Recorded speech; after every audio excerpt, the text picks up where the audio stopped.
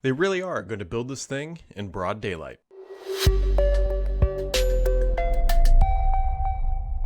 Happy Friday, friends. It is Friday. It's Friday before spring break, so there's no podcast next week because I'll be gone.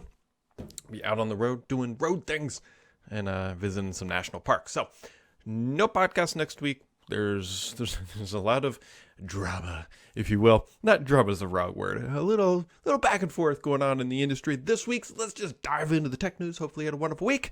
And here we go. So this week, Bard, which is still the worst name ever Google, became public-ish. Google said there's a wait list, but the wait list, you instantly got cleared off of it. But either way, Bard made a showcase, then Microsoft pretty much came out and said, it's pretty far behind Bing Chat. And let's be honest, it really is. If you've used Bard, it feels prototypey. It feels rushed, honestly, if anything else. And so Google is playing catch up. There's no other way to describe it. And I think that's a good thing for the industry, is that Google, who has been the top dog in the search player across the industry for many years, is now finding itself with a significant amount of pressure to improve its product. That's good. That is how things improve. The one massive stake in the ground that has to be said with every time this comes up is that Google owns Bard. Microsoft does not own the technology behind Bing AI, Bing's chatbot. So, everything needs to have that asterisk next to it, because it's Google's far behind, but also Microsoft is even further behind if you get rid of this licensing deal that they paid $10 billion for, plus another, I think, billion initially. And so just always keep that in mind when Microsoft's our stuff is so much better. Well, Microsoft, because you didn't make it. That's why it's better, probably. So either way. Other fun things happening this week. So I've been trying out this new browser that I think everybody might be interested in. So you could think of it as like Edge, but a slimmed down version of Edge. And it's called Chrome. You may have heard of it. So actually this is... Obviously, that's somewhat of a joke, but realistically, Chrome is now becoming what appears to be a more slimmed down version of Edge. Microsoft is working on and playing around with building a cryptocurrency wallet into Edge, because why not? And yeah, I know someone's going to comment, Brad, you can just turn this stuff off and not use it, but it's not just that stuff. So it's on one hand, you're okay, they're building a cryptocurrency wallet. They have a coupon thing, which the coupon thing may be good. They have a password manager. Maybe the password manager thing is good. Other browsers have password managers. They have all this shopping stuff. But what annoys me the most about Edge is I'm using Edge, or you open a new tab and it says download the mobile browser. Microsoft, I already use Mobile Edge. Microsoft, I am logged in with the same MSA on both devices. Why are you throwing this in my face? And it's just the little things that just keep adding up, and the features that keep getting slammed in. And if you don't like the giant Bing icon, yeah, it's going to go away, but it's there loud and proud. And it just feels like the plot has been lost. Somebody actually described it to me pretty well, or had a theory. They said, look, they put all this great engineering talent to get Edge up and running so that it's competitive and it's good and it's really great. And they did, and they accomplished that goal. And now all those engineers are sitting there going, what are we doing next? And so that's where we are.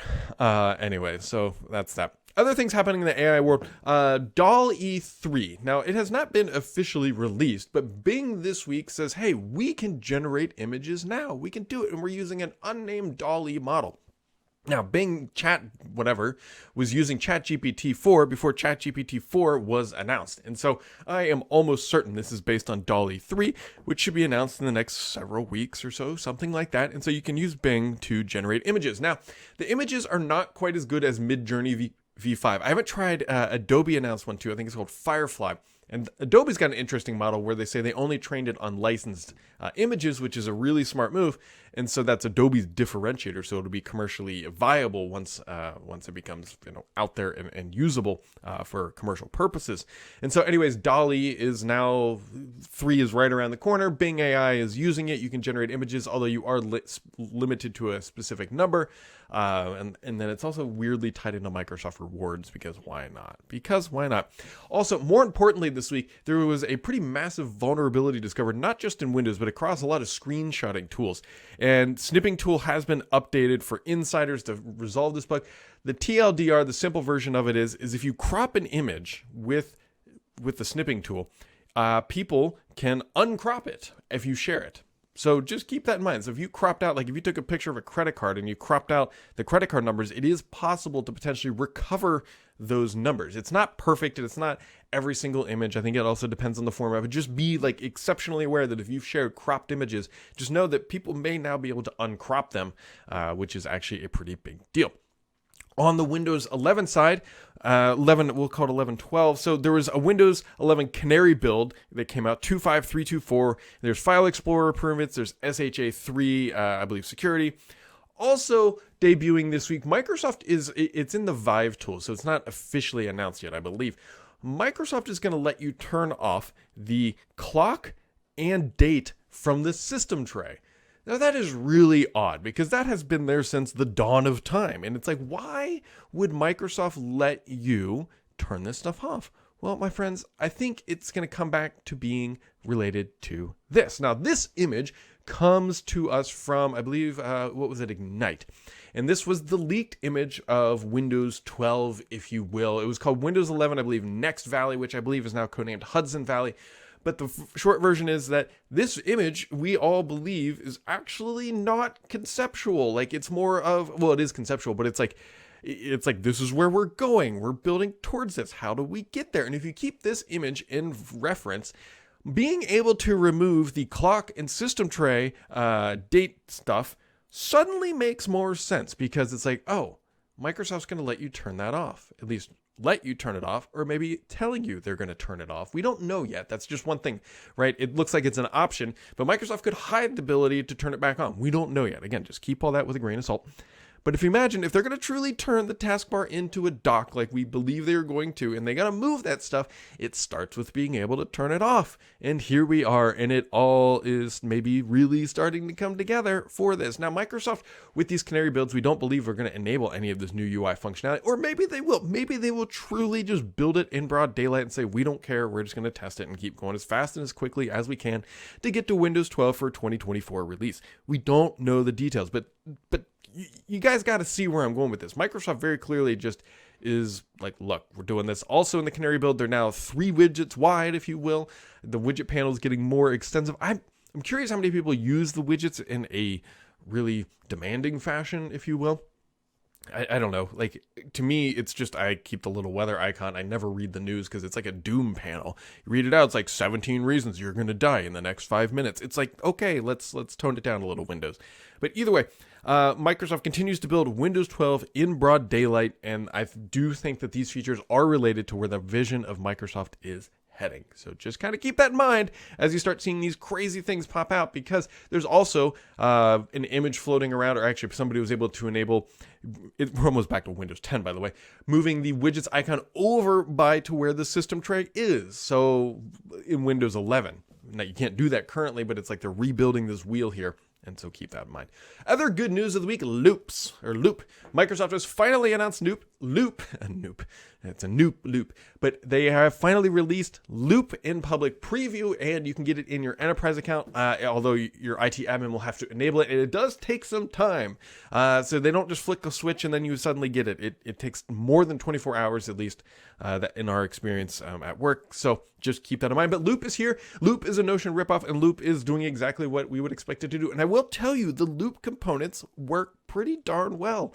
You can take a Loop component. So what happens is you create a table in Loop, and then you select it, and there's a little Loop component button in it. It creates a link. All it is a link, and you can drop that link into supported applications like Teams, and then it populates that information in the Loop inside Teams. So inside of Teams, you can then edit that document or piece of content, and it shows up everywhere that is a Loop component. It's really slick. We were joking around and playing tic-tac-toe with it. It's very responsive. It works very well, and that's the killer feature. And if you're not going to be using Loop components, then the functionality of Loop, if you will, is less. Like, then it's like, well, maybe OneNote is a little bit more useful for what you need. But at the end of the day, Loop components are the big deal that are coming out of this, and they seem to be highly functional, and they tend to work exceptionally well. Now, the downside, there's no native Windows app, which is really weird. You can use it on the web. There's an iOS app available today. There's no Android app, although it is going to be coming. And so to launch without a Windows app and without an Android app means, I don't know, you can interpret that however you will. But yeah, that is where we are at the end of the day. On to the gaming news, my friends. There was a bunch of Redfall content that came out this week. They invited some select gamers out to come try it. I believe there's about 90 minutes of it, and it looks relatively good. It's not typically my genre, but the game looks polished, and the fact that they're doing these deep dive tech previews this far, well, I should say this far, but a few days out, or a few weeks out, I should say, at this point, because isn't it May 2nd, so over a month, is a good sign, right? That means that they're confident in what they've got and that they're going to go to market with a good product, and it's not a cyberpunk type situation, so be on the lookout for that. The other thing that came out is the fact that Microsoft apparently shut down this is poorly timed for Microsoft, by the way, PS5 version of Redfall. So apparently when they acquired ZeniMax, Redfall PS5 was a thing, and Microsoft said, bro, we're not doing that. And so that's going to come right on the heels of this whole ABK thing where they're exactly scared of that. And Sony might be sitting there saying, see, we've told you Microsoft has done this in the past where they've killed it for other products. Redfall is a perfect example. And so the timing of that information is not great for Microsoft, and I would expect Sony to try to push that narrative a little bit if they have not already. This week at GDC, Microsoft announced the Xbox Sustainability Toolkit, as I fumble through that, to help developers reduce their carbon footprint. And the neat thing about this is actually that you can see the amount of wattage being sucked through the wall as you play various games. And sometimes it looks like around 150 watts, and then it'll scale up from there depending on the graphics and settings and everything else. But it just helps developers understand how much electricity they are pulling through. And also this week, which I found somewhat hilarious, Xbox head Phil Spencer says it'll be pretty trivial to add Xbox games to smartphones because they're going to use Game Pass and they're going to use cloud gaming, right? Like they're not going to build native games for these platforms. Now they might with Call of Duty, assuming they acquire they might keep it that way. But I would imagine that their cloud gaming catalog, all they got to do is just put the App Store in there, and then bada bing, bada boom, they've got cloud gaming games on these devices, and it's not a big heavy lift at the end of the day. So there you go. On to the questions of the week, my friends, because there are honestly quite a few. So KK Runner 77777 asks 2 questions. He says, any news on the Surface Laptop Studio 2? Well, it did leak, but I'm not expecting that we're going to see that until the fall. I think that's where it's going to land. Likely with a Surface Pro 9, which is going to have, I believe, some changes. So we'll see. But he says, what is the best gaming laptop available today? Combination of business and general gameplay. Would like to work with my docking station and 2 monitors. So the first question I have is, what is your docking station? Because if you have a Surface docking station, especially one that uses the little like fin thing, I almost unplugged the laptop that I'm using right here with a Surface connector. If you're using that one, then your options are honestly probably limited to Surface Laptop Studio or Studio 2. The other thing, like it's really hard to say a specific laptop because do you care about RGB? Maybe not. Do you need the absolute highest end, right? Like some of the Rogue laptops are getting very good reviews lately. But then if you're looking for more business stuff, like something that you can take to a coffee shop that doesn't have like RGB blowing up all over your face, then you might be looking more. That's a little bit more harder because I'm going to say Surface Laptop Studio, but that one's outdated. So I don't know if I'd recommend buying it right now, knowing that Studio 2 is right around the corner. HP makes a whole bunch of great ones though. HP, I think, would probably be somewhere in the middle ground where they look good. They look professional, if you know what I mean, not all jazzed up, but have high enough specs that you could do some light casual gaming, which, by the way, I forgot to mention, Counter-Strike 2 announced via tutorial video about how smoke has changed, which is hilarious and perfectly Valve. That game looks like it's going to slay. I think they're going to make a ton of money. And good for them. It's Counter-Strike, but what everybody's been wanting for a long time, but properly updated, supports all the latest and greatest features and some innovative stuff along the smoke. I mean, which is why they started with that announcement. Kind of came out of nowhere. Not quite a shadow drop because not everybody can play it, but there is a private beta, and the game is expected to arrive this summer, not months or years ahead, which is always nice. I always appreciate when companies do that. Sidechoker says, hi Brad, hope you're doing well. Hope you're doing well, Sidechoker. My question this week is, do you think we could see an integrated app cloner for Surface Duo 3? I missed the dual use of Edge. So, my honest answer is probably not. Probably not, because it's such a limited use case for a specific device, and basically he wants to be able to use 2 iterations of the same application on both displays, which is not an unreasonable request, but I don't see Microsoft building it natively. It would be a nice feature for it, but the Duo I think it's honestly hard for them to justify spending a whole bunch more money on the software side because it's a flagship product, but not flagship revenue, if that makes sense. Matt O'Bear coming in. He says, with all the shocking revelations behind the scenes dramas related to ABK, do you think Sony will regret their behavior this last year? What do you think the relationship between Sony and third-party publishers will be going forward? So, yeah, this will be interesting because Sony has really dug its heels in, dug its claws in, and says this is bad for the industry. And really, what they're really saying is it's bad for Sony, which I do not fault Sony at all for taking the position that they are in, right? They are the market leader. They have the dominant position. They have the ability to control a lot of the market. Why would they want to give up that power? That's a crazy thing to give up. And so much so, this week, I believe it was Congress, I don't know if it was FTC, it was really coming out against Sony in some regards, saying like, look, you guys are the dominant player. Why hasn't Japan, your home country, stepped in to regulate any of this in your home market? That's sort of an aside. But yeah, Sony has really come out and said, look, we intend to try to control our dominant position. That's what you would expect them to say. I don't think it's going to materially mess up any significant relationships. I mean, Microsoft is obviously highly annoyed at this for obvious reasons. But at the end of the day, everybody's out there to make money. And if you're EA, as an example, you really need Sony. And so they're not going to come out and be all anti-Sony because they need to sell their games on Sony's platform. So there's that. AR ready. Time frame for looped Android allowing MSA login. Do not know. Microsoft just said coming soon. That is their official stance. Mr. PKI with 2 questions in his first one in.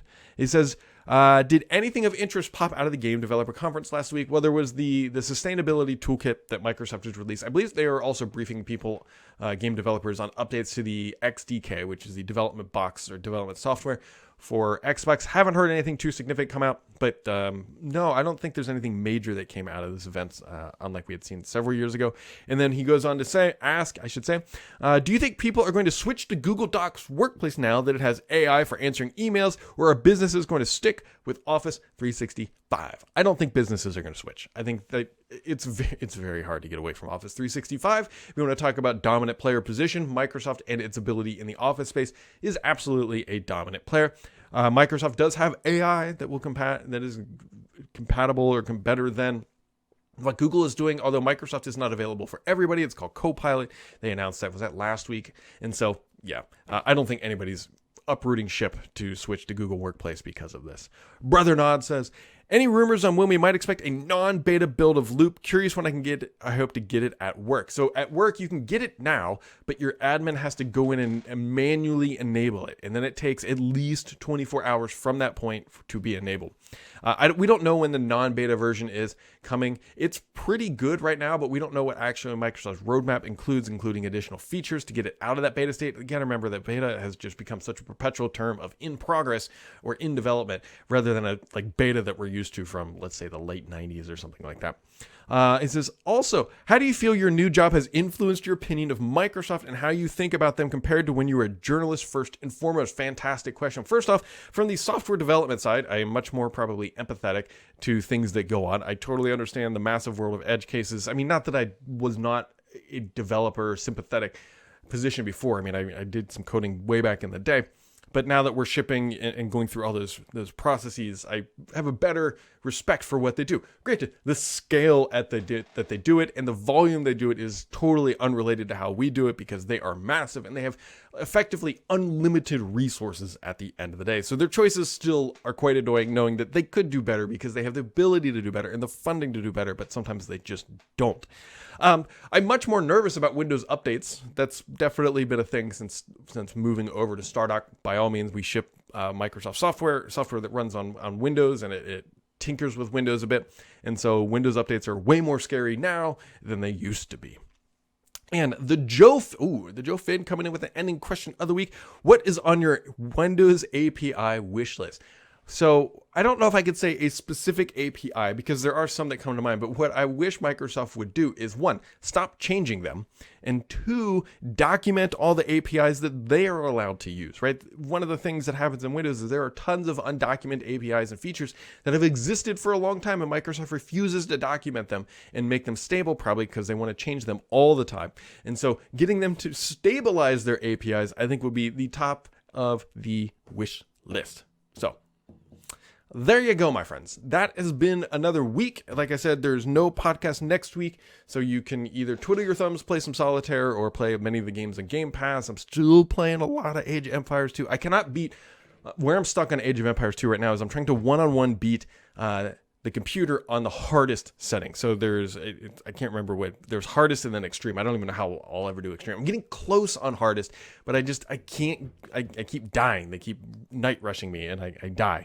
And so that is play that on Game Pass. That's all I got to say. So anyways, folks, hopefully you had a wonderful week. Hopefully next week is just as wonderful and good. And as always, make sure to keep it subscribed here because the only BS on this podcast is me.